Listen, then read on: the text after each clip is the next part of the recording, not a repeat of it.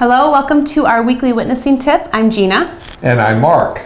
And we have been talking all month long about using December to witness, all the natural opportunities that there are to witness Christ. And not only is Christmas about celebrating Christ's birth, but there's all these great symbols at Christmas time that we can use to get into some natural discussions. Right. We talked last week about the lights of Christmas and Jesus being a light in the darkness. And this week we are taking a look at our beautiful Christmas tree. It's a little less Charlie Brown than it has been. It's decorated.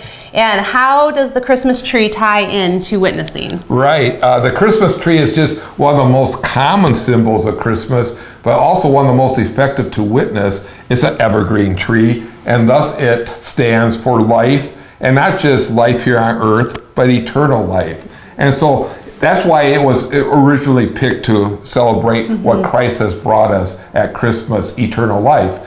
But what I would ask you to do to be a little bit more specific as you witness, a lot of times when we talk about what Christ has done for us, we automatically and rightfully go to his death. But what I would really encourage you to do, because so many people need to hear this, is to talk about his life. I remember a seminary professor one time talked about how his death, technically got us out of hell. It rescued us from hell, but it really didn't get us to heaven. The thing that gets us to heaven is Jesus' perfect life by keeping all those commandments for us.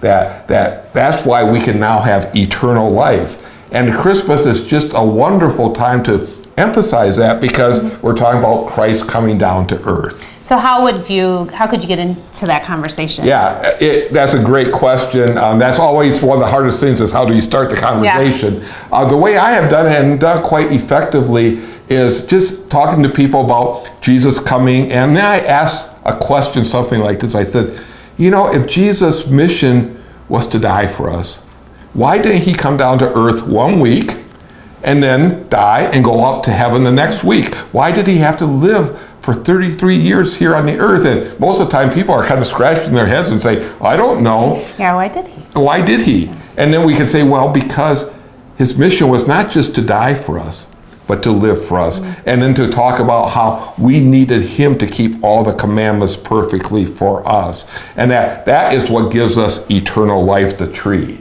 And then you can go back right to the tree and say, that's why the Christmas tree is here, because it talks about the eternal life Jesus earned for us by his perfect life.